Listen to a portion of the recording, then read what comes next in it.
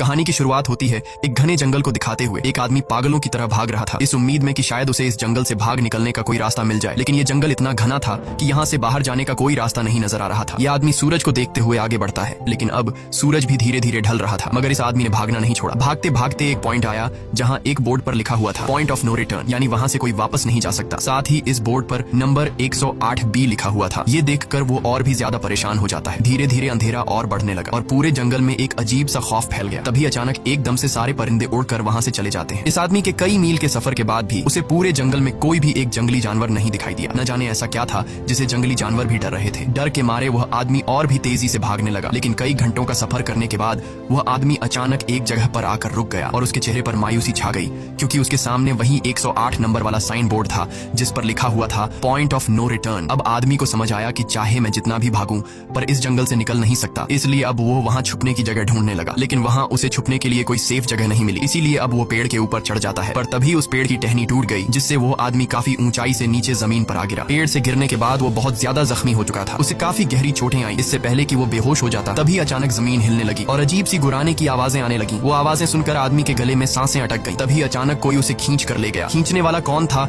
ये नहीं दिखाया गया, लेकिन हमें उस आदमी की दर्द भरी चीखें सुनाई दी गई। इस इंसिडेंट के 6 दिन बाद हमें शहर में मीना नाम की एक लड़की को दिखाया जाता है जो एक बर्ड शॉप में काम करती है। तभी उसका बॉस आता है और मीना को एक गोल्डन पैरेट को शहर से दूर एक जू में डिलीवर करने का ऑर्डर देता है। मीना बॉस की बात को मानते हुए अब उस पैरेट को डिलीवर करने जाती है। मीना गाड़ी में बैठकर अपने मोबाइल में उस जू का लोकेशन सेट कर लेती है और अपने सफर पर निकल पड़ती है। शहर से बाहर निकलने के बाद वो एक बोर्ड पर बहुत सारे लोगों के मिसिंग फोटोज देखती है, यानी वहाँ पर कई सारे लोग गायब हो चुके थे। लेकिन मीना उन पर ज्यादा ध्यान नहीं देती और आगे बढ़ने लगती है। आगे बढ़ते दौरान मीना शॉर्टकट लेते हुए जंगल के रास्ते से गुजरती है ताकि वो जल्दी से इस पैरेट को जू तक डिलीवर कर दें, और वो पहुंच गई जंगल के बीचों बीच। ये वही जगह है जहाँ हम पहले एक आदमी को गायब होते देख चुके हैं। वहाँ आकर मीना बुरी तरह से फंस चुकी थी। वो अपने मोबाइल पर मैप देखती है, लेकिन वहाँ मोबाइल के सिग्नल नहीं आ रहे थे और उसके कार का रेडियो भी काम नहीं कर रहा था। मीना अब वहाँ से वापस निकलने लगी, लेकिन अब उसे वहाँ से बाहर निकलने का रास्ता समझ नहीं आ रहा था। थोड़ी देर बाद मीना की गाड़ी भी खराब हो गई। मीना गाड़ी से बाहर निकलती है और उसे सामने लगा हुआ वही पॉइंट ऑफ नो रिटर्न वाला बोर्ड दिखाई देता है। मीना को कुछ समझ नहीं आता, इसीलिए वो पैरेट के पिंजरे को हाथ में लेकर